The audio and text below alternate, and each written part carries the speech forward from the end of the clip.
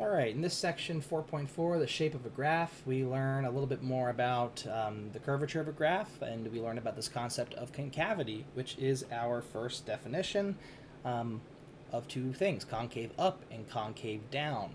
So the actual definition, without reference to a picture or a graph, we would say that f is concave upward on an interval a to b if the first derivative is increasing on AB. So not that the first derivative is positive, but the first derivative is increasing. So notice here, what is the first derivative? The first derivative is the slope of the tangent line. So if we move left to right, so let's look at this first graph here. If we move left to right, notice that the slope of this tangent line is a negative number. So some negative number, let's say -1. The slope here is horizontal, so that is a slope of 0. And as we keep moving, now the slope is, let's just say, it's a positive slope, so it's, let's say, +1. So we get this trend from negative to 0 to positive, which is simply an increasing value. Going from negatives to positives, as the size of the number increases, we are getting bigger. So the slopes of these tangent lines are getting steeper and positive. Concave downward is the opposite. We start with a slope that decreases. This is some positive slope, some 0 slope, and some negative slope. So the slopes of these tangent lines, as we move left to right, they are decreasing. And that's exactly what concave downward is. It's when the first derivative is decreasing. Another little thing here that's useful to know is that geometrically, a curve is concave upward if it lies above its tangent lines. Notice this curve here is above the tangent lines, or touching them. Never dips below.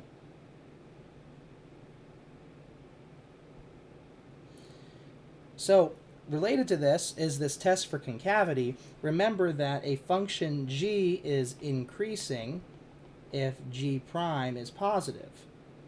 Well, if concave, let's say concave upward means f prime is increasing, then f prime is increasing if the derivative of the first derivative is positive.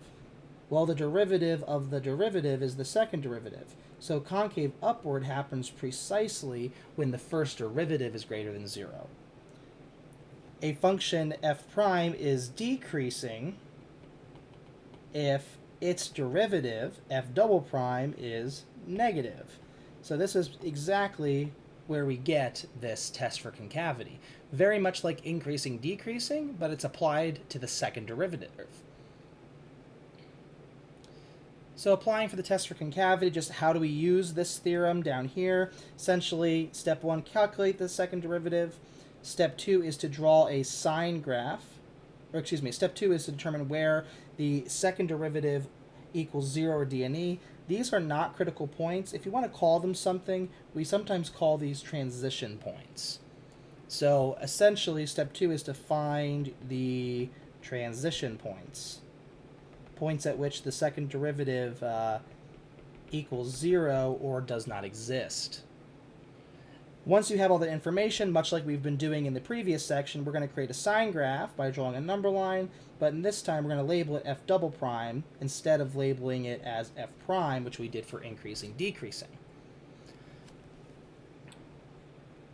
So let's take a look at example 1. We want to find the intervals for which the following functions are concave up or concave down.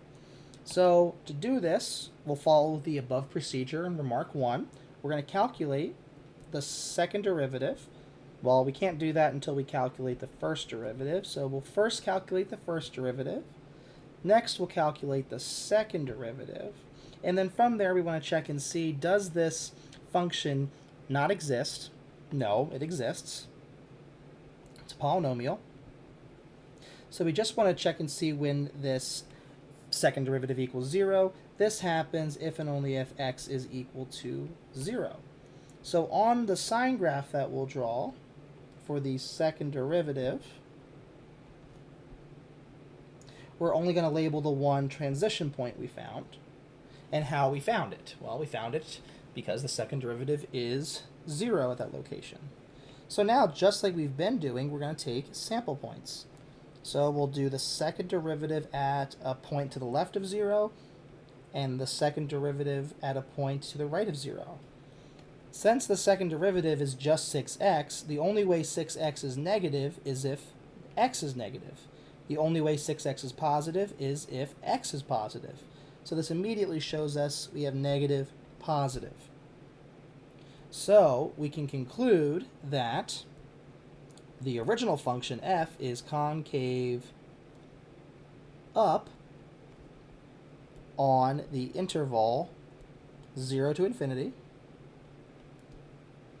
and concave downward, or down, on the other interval, negative infinity to 0.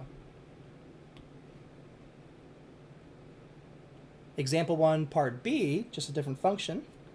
Rinse and repeat these steps. First derivative is going to be, I'll just do this without simplifying in one step. This is ln of u plus 1. There's a product rule, and then if you simplify it, you get this. Second derivative of u, of h of u, I should say, is 1 over u. So, it is true that this function does not exist when u is 0, but if we look at the original function, the domain of this function is positive numbers, so we can't even plug in 0 here. So there's nothing that is okay with the domain of the original function, yet is not part of the domain of the second derivative. So I'm going to just say that this second derivative exists on the domain of the original function. So exists. And again, that is on the domain of the original function. So we only have to worry about when this equals 0. Well, 1 over u never equals 0, because the only way a fraction equals 0 is if the top equals 0. But 1 does not equal 0. So I'm just going to say does not equal 0. So what does this mean? Well, this means one of two things. It either means this function is always concave up, always concave down, or is neither concave up nor concave down always. Okay, an example of a graph or a function that is neither concave up nor concave down anywhere is a straight line. Let's say the graph of f of x equals x. It's one way to think about it. First derivative is 1. Second derivative is 0. It's always 0. It's never positive, it's never negative. Therefore, it's never concave up, it's never concave down. So, because we didn't find anything, this means potentially this thing is neither concave up nor concave down. Another possibility is that maybe this function, u ln u, is discontinuous at some point, and there's an asymptote or something, where on one side of the vertical asymptote it's concave up, and then on the other side of the vertical asymptote it's concave down. Your concavity, and whether or not your function increases or decreases, can switch on either side of the asymptote. And you wouldn't find those locations necessarily, because a vertical asymptote is precisely when we divide by 0, which you might not have seen or found. It just so happens in this problem, this function, u ln u, is a continuous function on its domain 0 to infinity. It doesn't have any asymptotes in the middle of its domain or anything like that. So the fact that this always exists on its domain and it never equals 0 on its domain essentially tells us that this graph is one of two things. It's always concave up or it's always concave down. Well, since the domain for this function, u ln u, is all positive numbers, the only thing we could plug into the second derivative, into this variable u in the denominator, are positive numbers. because this is 1 divided by u, this will always be a positive number. So what we've just shown here effectively is that h double prime of u is positive for all u in its domain of all positive numbers.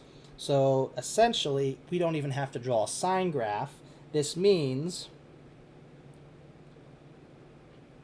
we can say, so h is concave up. We don't even have to say everywhere. We can if we want to emphasize it, but really that's sufficient. If we don't provide a specific interval, if we don't specify a specific location, then we assume that this statement we're making, that h is concave up, must be on the domain of this function, which is 0 to infinity, which is true. So we could say on 0 to infinity, but then they would be redundant and not necessary.